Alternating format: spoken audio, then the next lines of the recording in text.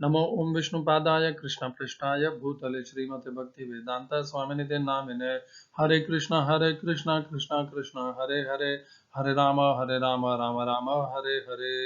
श्रील ऐसी भक्ति वेदांत स्वामी प्रभुपाद की जय। आचार्य महात्मा गांधी जी की जय। भगवद गीता 2020 में आपका स्वागत है। आज की श्लोक संख्या 13वें अध्याय का 31वां श्लोक है। पुनर्कथन कर लेते हैं पिछले श्लोक की। पिछला श्लोक 13वें अध्याय का 30वां श्लोक। प्रकृतैव च कर्माणि क्रियमाणानि सर्वशः यः पश्यति तथात्मानम् अकर्तारं स पश्यति। पृथ्वी पर इस समय 800 करोड़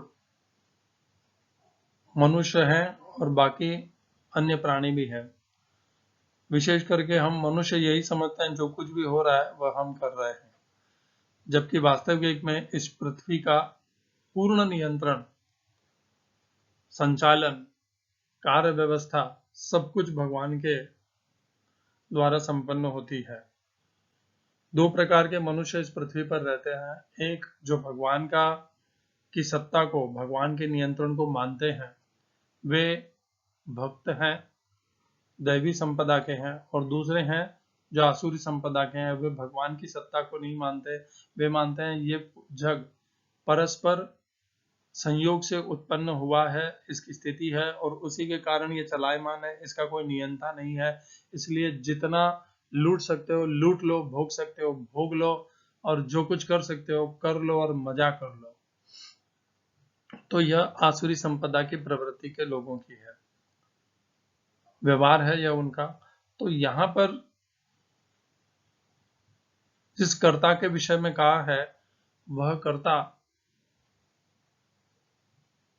दैवी संपदा से युक्त होगा, तब वह यह जान पाएगा, वह भगवान पर श्रद्धा रखेगा। भगवान पर श्रद्धा रखने के कारण वह यह भी जानता है कि जो कुछ भी होता है वह भगवान के द्वारा संपन्न हो रहा है।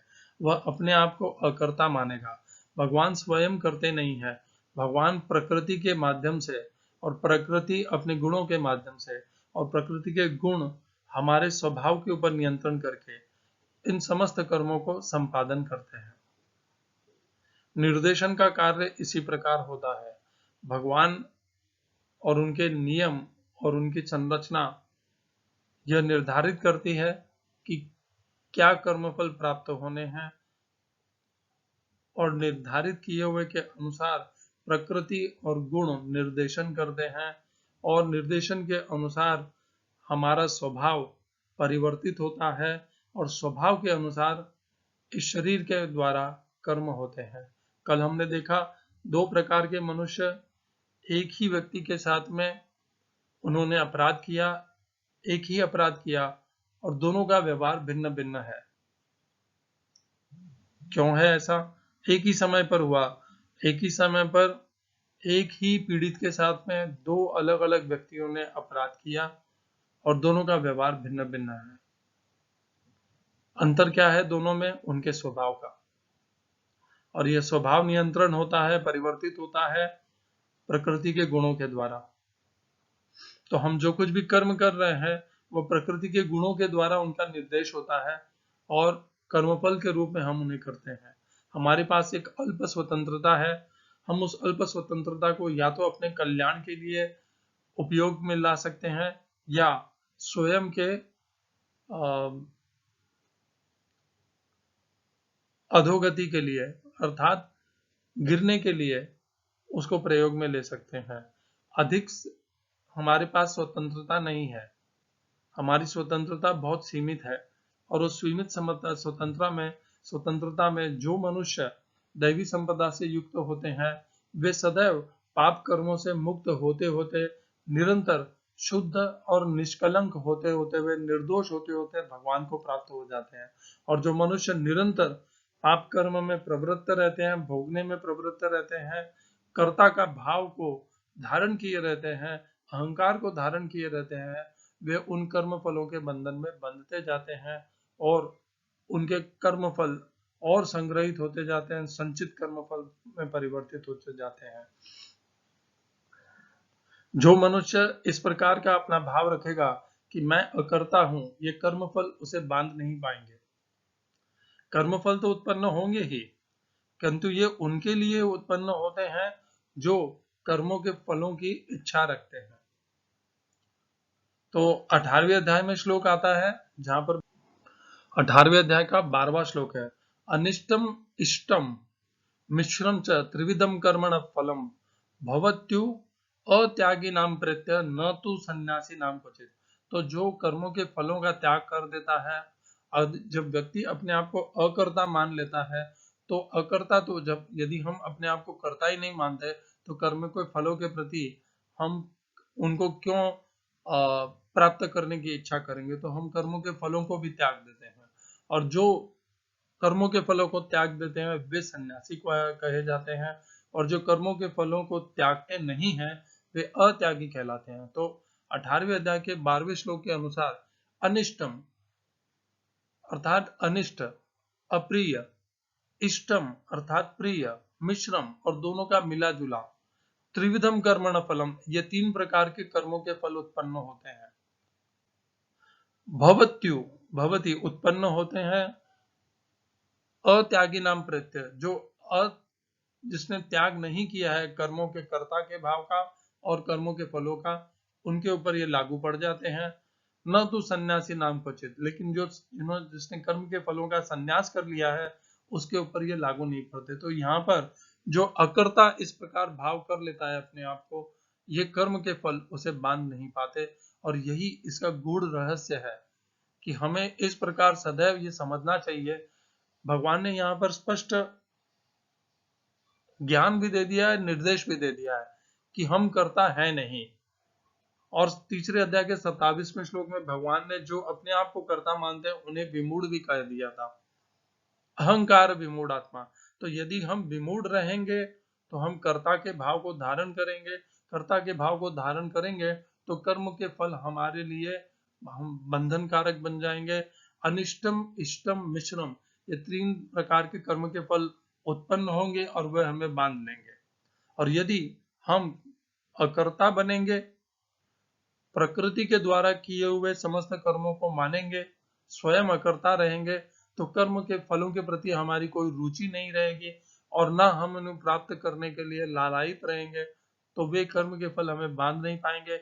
वह अनिष्ट हो, इष्टम हो, मिश्रम हो, वे तीनों के तीनों हमें बांध ही नहीं पाएंगे, हम उनसे मुक्त हो जाएंगे, वे हमारे संचित कर्म फलों में एकत्रित नहीं होंगे। जो भी भगवान दे हम उसे स्वीकार करते हुए भगवान का प्रसाद समझ करके आगे बढ़ जाएंगे, तो हम कर्मों के फलों से मुक्त हो जाएंगे। तो यह जानना कि ये सारे कर्म प्रकृति और प्रकृति के गुणों के द्वारा कराए जाते हैं और हम अकर्ता हैं, यह हमारे लिए बहुत लाभदायी है, क्योंकि इस प्रकार अकर्ता के भाव को प्राप्त करके हम कर्मों के फलों से मुक्त हो सकते हैं। आज की श्लोक संख्या 13वें अध्याय का 31वां श्लोक। भगवान इसी बात को और आगे बढ़ाते जाते हैं, यदा भूत पृथक भावम एकस्थम अनुपश्यति तत एव च विस्तारम ब्रह्म संपद्यते तदा। हिंदी अनुवाद गीता यथारूप श्रील प्रभुपाद। जब विवेकवान व्यक्ति विभिन्न भौतिक शरीरों के कारण विभिन्न स्वरूपों को देखना बंद कर देता है और यह देखता है कि किस प्रकार जीव सर्वत्र फैले हुए हैं, तो वह ब्रह्म बोध को प्राप्त होता है। English translation Gita as it is Swami Prabhupada. When a sensible man ceases to see different identities which are due to different material bodies, he attains to the Brahman conception. Thus, he sees that beings are expanded everywhere.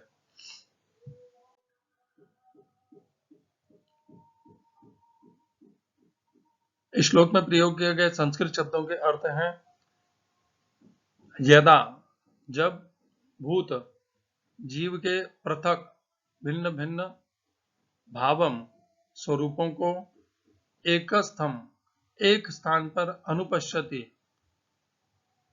किसी अधिकारी के माध्यम से, अनुपश्यति अच्छे से देखता है, देखने का प्रयास करता है, अनुपश्यति देखने का प्रयास करता है। दूसरी पंक्ति, तत एव तत्पश्चात च भी विस्तारम, विस्तार को, ब्रह्म पर ब्रह्म, संपद्यते, संपद्यते अर्थात प्राप्त करता है, तदा उस समय। इस श्लोक का तात्पर्य गीता यथारूप स्वामी प्रभुपाद के द्वारा। जब मनुष्य यह देखता है कि विभिन्न जीवों के शरीर उस जीव की विभिन्न इच्छाओं के कारण उत्पन्न हुए हैं और वे आत्मा से किसी तरह संबंध नहीं है, तो वह वास्तव में देखता है। देहात्म बुद्धि के कारण हम किसी को देवता, किसी को मनुष्य, कुत्ता, बिल्ली आदि के रूप में देखते हैं।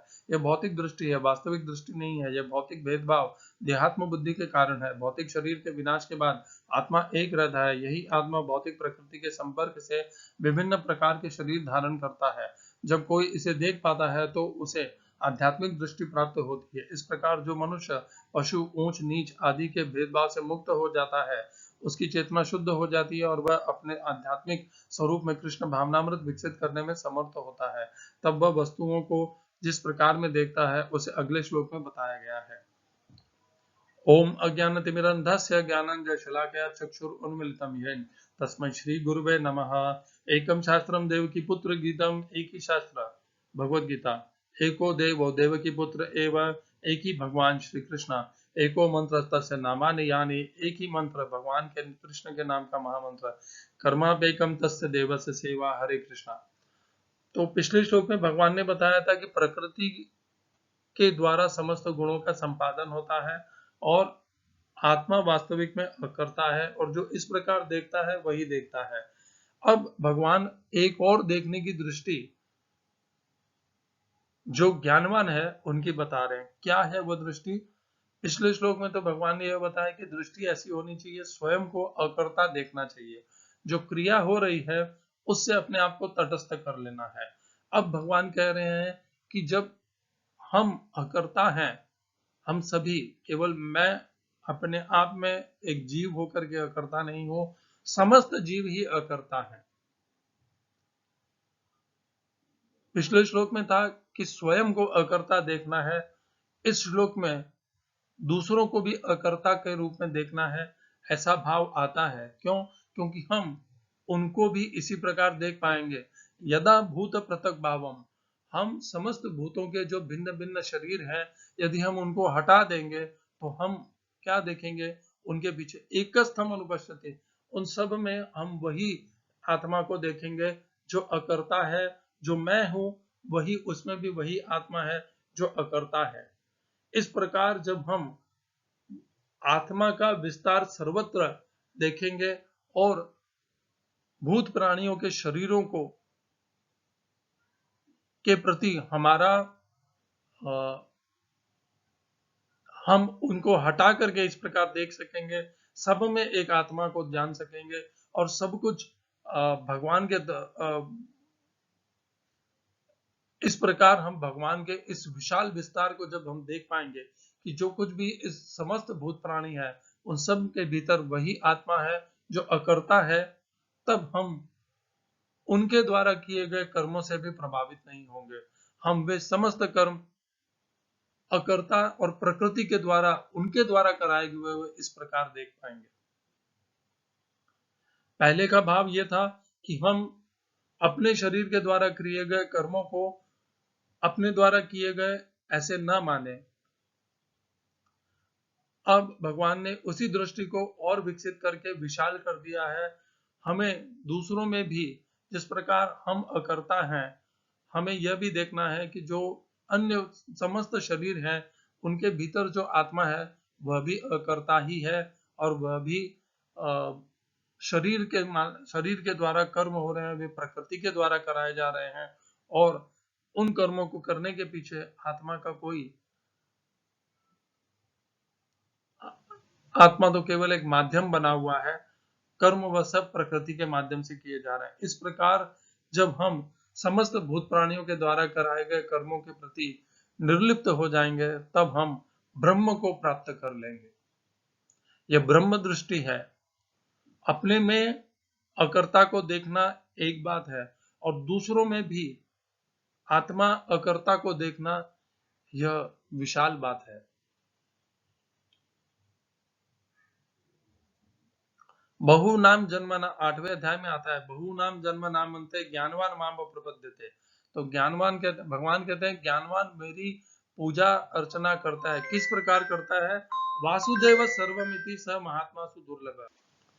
तो भगवान कहते हैं कि वह मेरी पूजा अर्चना करता है। किस प्रकार करता है? वासुदेव सर्वमिति, वह भगवान को सर्वत्र देखता है। यही है भगवान को सर्वत्र देखने की दृष्टि।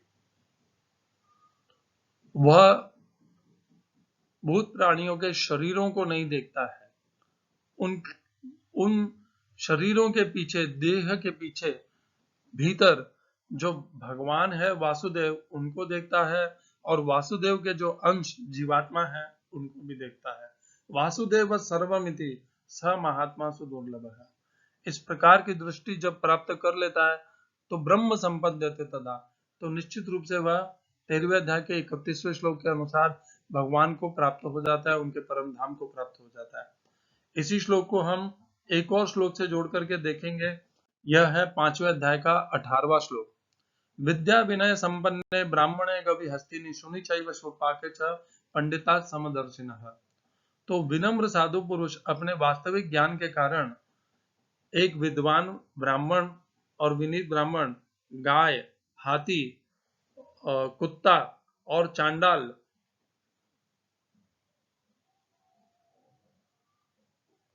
इन सब को समान संभाव से देखता है। कैसे देख पाता है वह इन सबको संभाव से? क्योंकि वह उनका जो बाहरी स्थूल शरीर है वह उनको उसे हटा करके उस बाहरी स्थूल शरीर के भीतर जो आत्मा है, जो भगवान का अंश है, उससे अपना संबंध बनाता है, उससे अपना व्यवहार बनाता है, उससे उसकी पहचान करता है। तो पहचानने का माध्यम हम मूर्ख मनुष्यों का तो है स्थूल शरीर, किंतु जो ब्राह्मण है विद्या और विनय से पूर्ण है, संपूर्ण है, वह आत्मा को संबंध बनाने का माध्यम बनाता है। और इस प्रकार वासुदेव सर्वमिति, इस प्रकार जब वह आत्मा को संबंध बनाने का माध्यम बनाता है तब उसको सब में वह एक ही आत्मा दिखती है। भले वह ब्राह्मण में हो या गाय हो या अस्तिनी हाथी हो, कुत्ता हो या चांडाल हो, सब में वही एक आत्मा है। फलस्वरूप वह किसी के प्रति भेद बुद्धि नहीं करता, वह सबके प्रति समभाव रखता है। और यही 13वें अध्याय के 31वें श्लोक में भी है। यदा भूत पृथक भावम, भूतों के जो बाहरी आवरण शरीर को, देह को के भीतर एकस्थम अनुपस्थिति, उन सब के भीतर जब वह देखने वाला ज्ञानी विवेकी उनके भीतर एक आत्मा को देख लेता है, यदा भूत पृथक भावम एकस्थम अनुपस्थिति तत एव च विस्तारम, इस प्रकार तब वह पूरे भगवान का जो ये आत्मा का जो विस्तार है, भगवान के अंशों का जो विस्तार है, उसको देख करके जान लेता है कि जो कुछ भी हो रहा है वह सब आध्यात्मिक है। ये स्थूल शरीर तो बाहरी आवरण है, सभी भगवान के अंश हैं और भगवान स्वयं सब में विद्यमान है। इस प्रकार आध्यात्मिक दृष्टि से पूर्णतया संयुक्त होकर के वह अंत में ब्रह्म संपद्यते तदा, परब्रह्म परमात्मा को ही प्राप्त हो जाता है। हम सबको इस प्रकार की दृष्टि प्राप्त करनी चाहिए। जब हम इस प्रकार की दृष्टि को प्राप्त कर लेंगे तो लाभ ये होगा कि हम दूसरों के प्रति क्रूर, कठोर, निर्दयी, छल, कपट, षड्यंत्र ये नहीं कर पाएंगे, तथा दूसरे जब हमारे साथ इस प्रकार क्रूर, कपट, छल कपट और षड्यंत्र या अपमान का व्यवहार करेंगे तब भी हम उन्हें क्षमा कर पाएंगे, हम सहनशील रह पाएंगे, क्योंकि हम उनके बाहरी शरीर को से संबंध नहीं बनाएंगे। हम उनके भीतर जो भगवान का अंश है, आत्मा है, जो हमारे साथ समकक्ष है और जो भगवान स्वयं विद्यमान है, उनको देख करके हम उनसे द्वेष नहीं कर पाएंगे, प्रेम ही कर पाएंगे और सहनशील बन जाएंगे कि ये भगवान का दिया हुआ प्रसाद है जो बाहरी शरीर के माध्यम से मुझे उस व्यक्ति के माध्यम से मिल रहा है, किंतु उस व्यक्ति के भीतर भगवान स्वयं उपस्थित हैं, आत्मा है भगवान का अंश जो यह सब करवा रहा है और शरीर के माध्यम से। इस प्रकार हम उसे दोषी कभी नहीं ठहराएंगे। हमारा संबंध उस व्यक्ति के भीतर जो भगवान और भगवान का अंश आत्मा है उसके साथ होगा, स्थूल शरीर के साथ नहीं होगा। हम बच जाएंगे किसी के प्रति अभद्र व्यवहार करने से, और हमारे अंदर समता आएगी, सहिष्णुता आएगी। हम सर्वत्र भगवान को नियंत्रण देख पाएंगे कि भगवान ही सब कुछ करवा रहे हैं, और मुझे जो कुछ भी प्राप्त हो रहा है मेरे जीवन में, वह भले अनिष्टम हो, इष्टम हो, मिश्रम हो, वह सब भगवान ही प्रदान कर रहे हैं। हरे कृष्णा। श्रील ऐसी भक्ति वेदांत स्वामी प्रभुपाद की जय। आचार्य महात्मा गांधी जी की जय।